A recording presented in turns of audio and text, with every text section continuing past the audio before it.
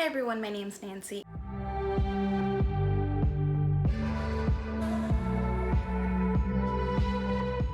And today I have my May wrap up. So we're getting close to the halfway point of June, so I'm a little late, but better late than never. So for the first half of May, I still had school, so I was worrying about exams and finals and homework, so I didn't have much time to read. So will kind of be a short wrap up. I decided to add my movies and TV shows that I watched in May at the end, because I recently added a section in my reading journal for movies and TV shows, so I thought I might as well add them in here. But I will start off with the books, so if you're only here for the books, don't worry, that will be first. So the first book that I finished in May was The Way I Used to Be by Amber Smith. This is a YA contemporary, I believe, about a girl named Eden and it follows her through a few years after the incident. I believe this book shows how a traumatic incident can affect someone mentally, physically, socially, and just, you know, themselves overall. I believe I gave this 4 out of 5 stars. I really enjoyed it. This is, I think, my first book in a really long time that I read that touches on these subjects. I do think that sometimes it doesn't go a little deeper than I would like it to for some events, some things that the character goes through, but overall I really did enjoy it. Then the second book that I finished was Everything I Never Told You by Celeste. I have mixed feelings about this book because I really like it, but at the same time I'm very disappointed in it. At the beginning I was really enjoying it. I really liked the topics that it was kind of covering. When a few of the topics started popping up at the beginning, I really thought that this author was gonna just go deeper into these topics, and maybe that's on me for just kind of putting those expectations on the book early on. I personally felt like at the beginning it was giving us false hope, like, yo, buckle up, we're gonna get real deep in this. And I felt like kind of just fell flat. Once I got towards the end, I was kind of like, wait, is this it? Is this what the book is? But besides that, I truly appreciate what Celeste was trying to accomplish in this book. I really like that she touched on the topic about minorities trying to kind of erase their culture, trying to assimilate. And I think it's really powerful to show the dangers of expecting people to assimilate and be more American and, you know, side-eyeing those who don't do that. A lot of minorities go through that with having to decide whether they'll embrace the culture that they have. I'm not saying that all minorities have, because there are minorities out there who didn't grow up with that, and that's completely fine.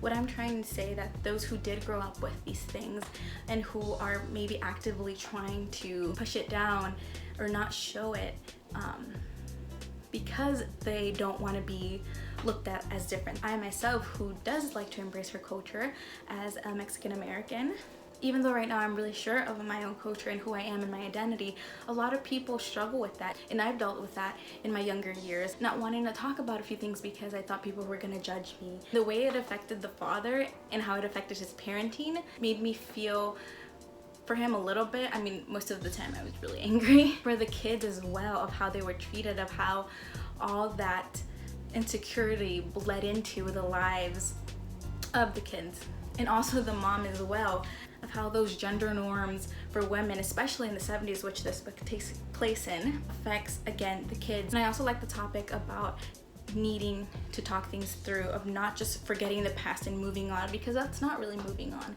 I like that it showed you can't simply ignore your past without dealing with it. But overall, I think initially I gave it a 4 because I was still holding on to those that potential of the themes, but I think I changed it to a 3.5 because I felt like it felt a little short for me. I'm really excited to read more of Celeste because I think maybe her next book does do a little bit better of a job than what happened here, but nonetheless, I really enjoyed it. And the next book that I finished was City of Heavenly Fire by Cassandra Clare. It's the last book in the Mortal Instruments series. I really enjoyed this book a lot.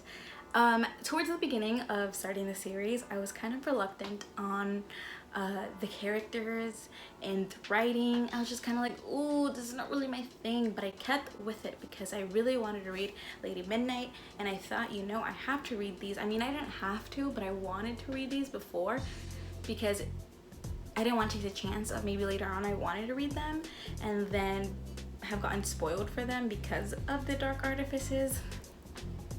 Anyhow, wasn't into them, But the more I got into the books, I started enjoying them a little bit more. Maybe it's because I warmed up to the characters, maybe because Cassandra Clare's writing got a little bit better, but I really enjoyed this book. I thought it was really eventful, a little slow at the beginning, I gotta say. But towards the end, I believe it was like the epilogue or the chapter before the epilogue, no. I thought Cassandra Clare was gonna pull a you thought kind of like thing. Thankfully, it wasn't that bad. I would have been left in tears, or I was, but I recovered. I feel like most people know about these books, so I won't speak too much about it, but overall I really enjoyed it. It made me kind of realize, like, you know what, stop acting like you don't care, you care. And it inspired me to buy the illustrated history, which I thought I would never buy. Oh, I guess I can also say I read this, or most of this. I actually went through the entire book except for the Dark Artifices section because I didn't want to be spoiled, so I read this much and I loved it. And finally, the last book that I read was The Fire Next Time by James Baldwin.